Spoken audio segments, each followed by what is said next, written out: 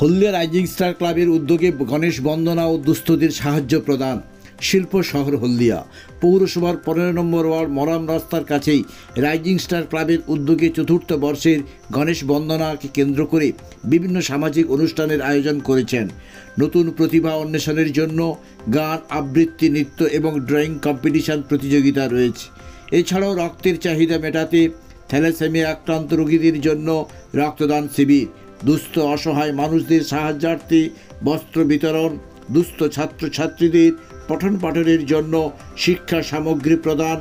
এবারের গণেশ বন্দনার বিশেষ কর্মসূচি রেখেছেন জানালার উৎসব কমিটির সম্পাদক তাপস প্রতীপ, সভাপতি সনাতন মান্না, কোষাধ্যক্ষ সৌমেন দাস মহাপাত্র এবং ক্লাবের শুভানুদ্দায়ী মানুষজন। 3 দিনের গণেশ বন্দনার মঙ্গল প্রদীপ প্রজ্বলনের মধ্য দিয়ে শুরু হলো অনুষ্ঠানের কর্মসূচি।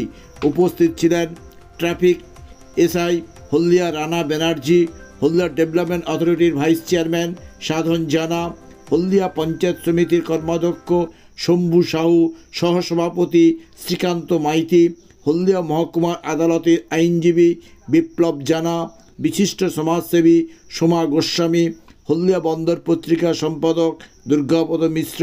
সভায় সভাপতিত্ব করেন ট্রাফিক এসআই হলদিয়া রানা ব্যানার্জি।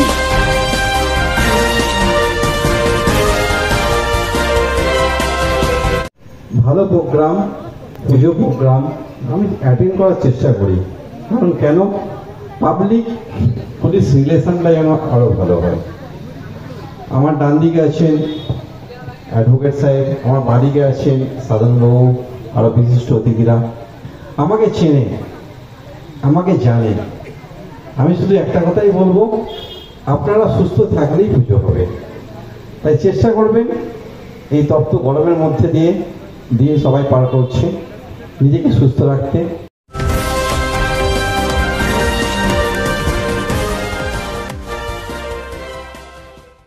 কেক আর পেস্ট্রিতে জিবে জল সপারি, ওয়াও আশাতে লাজবাব নিউ বিদ্যুৎ বেকারি।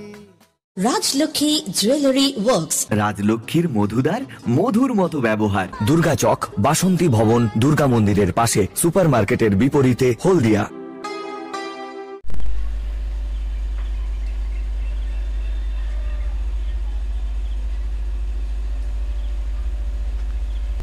রাইজিং স্টারের ব্যবস্থাপনা আমরা বিগত বছরে না এবছরও আমরা গণেশ পূজার আয়োজন করেছি, যেটা আমাদের 4র্থ বর্ষ চলছে। এই 4র্থ বছরে আমরা রক্তদান শিবির এবং গাজন যাত্রা এবং সেই সঙ্গে অর্কেস্ট্রার এবং নাচের প্রোগ্রাম স্থানীয় শিল্পী সহযোগে, তো এরকম বিভিন্ন কর্মসূচি আমাদের বিগত বছরে না এবছরও রয়েছে। আমাদের মূল লক্ষ্য হচ্ছে একটাই বার্তা দিতে চলেছি, আমরা রক্তদান শিবিরের মধ্যে রক্তদান জীবনদান এবং যাতে প্রত্যেকে যারা রক্ত দিতে ইচ্ছুক তারা যেন এগিয়ে আসে এবং এই কর্মসূচিতে সবাই অংশগ্রহণ করে এবং যাতে হচ্ছে থ্যালাসেমিয়া রোগীদের সাহায্যার্থে আমরা এই রক্তদান শিবিরটা করি প্রতি বছর। আমাদের লক্ষ্য রয়েছে যে মোটামুটি আমরা এবছর আমরা 15-20 জনকে দেবো এবং বিগত বছরে আরও আমরা এই কাউন্টটাকে বাড়ানোর চেষ্টা করব। এছাড়া আর কি কর্মসূচি রয়েছে? এছাড়া আমাদের বস্ত্র বিতরণ ছাড়াও আমাদের মোটামুটি আমরা দোকান পূজার কর্মসূচি রয়েছে। আমাদের যে ব্যবসাদাররা আছে যারা গণেশ বন্দনায় মেতে উঠেছে, প্রত্যেকটা দোকানে আমরা পুজো করি এবং সেই সঙ্গে আমরা বিভিন্ন কোনো জনসভামূলক, আমরা যেমন রাস্তায় আমরা ঠান্ডার সময় হচ্ছে আমরা এই গরমের সময় আমরা জল দান করি, এইসব আমরা কর্মসূচি রেখেছি। এবছরও আমরা সেটা করব। আমার নাম সৌমেন দাস মহাপাত্র, আমি হচ্ছে রাইজিং স্টার গণেশ পূজা কমিটির কোষাধ্যক্ষ। আমাদের কর্মসূচি আছে, এলাকার যত দোকানদার আছে সমস্ত ব্যবসায়িক প্রতিষ্ঠানে আমরা পূজা অর্চনা করব।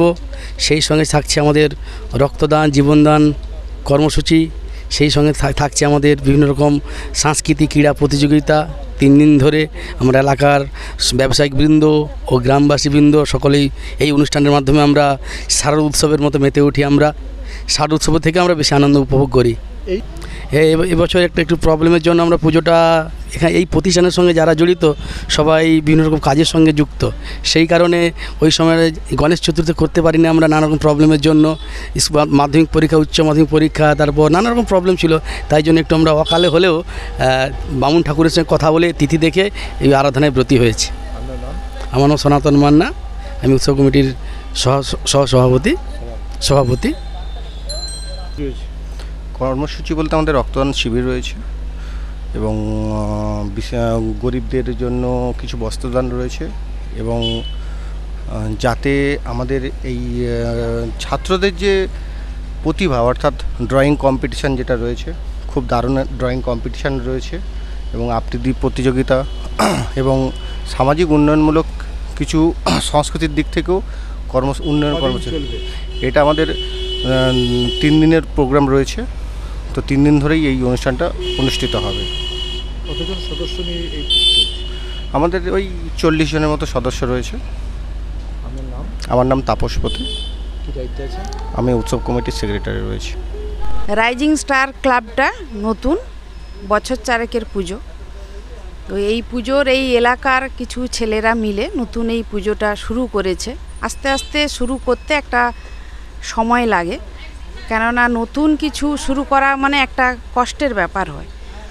এদের মধ্যে অনেক শিক্ষক আছেন, অনেক চাকরিজীবী ছেলেরা আছে, তারা মিলে একটু সোশ্যাল ওয়ার্কও করে যাতে এলাকার ছেলেমেয়েরা নতুন করে কিছু জায়গায় কাজ মানে করতে পারে, যেমন নাচের কম্পিটিশান কি গানের কম্পিটিশান, আবৃত্তি এবং রক্তদান শিবির, এসবের মাধ্যমে এলাকার মানুষকে একটু সময় দিয়ে অনেক সচেতন করেন বা ভালো কাজ করে।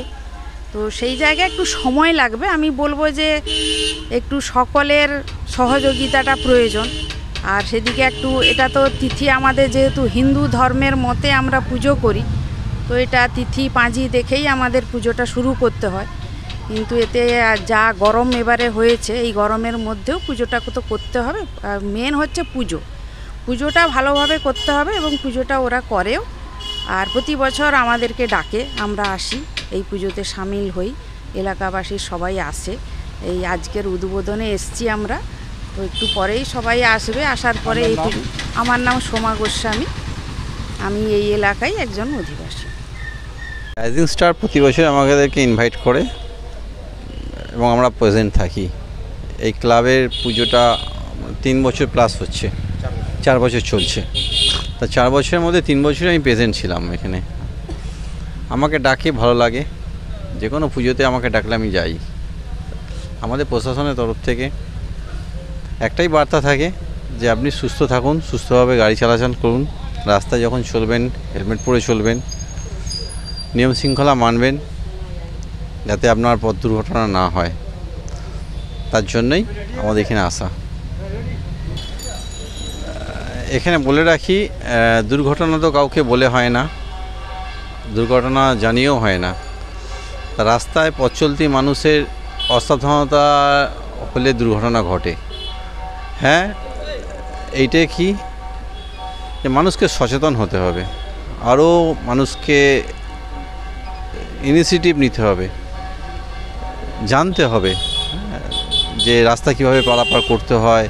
হেলমেট ছাড়া আমি গাড়ি চালাবো না, মদ্যপান করে গাড়ি চালাবো না, এক্সেসিভ স্পিডে গাড়ি চালাবো না, রাস্তা সাইড দিয়ে সাইকেল নিয়ে চলবো। এইগুলো মানুষ জানার পরেও যদি সেগুলো থেকে বিরত থাকে তাহলে তো দুর্ঘটনা ঘটবে। তা আমরা প্রতি মাসেতেই সেফ ড্রাইভের প্রোগ্রাম করি, বিভিন্ন জায়গায় করি। এটা বিগত কয়েক বছর ধরে চলে আসছে। মাননীয় মুখ্যমন্ত্রীর ইনস্ট্রাকশনেই আমরা সেফ ড্রাইভের প্রোগ্রাম করে থাকি।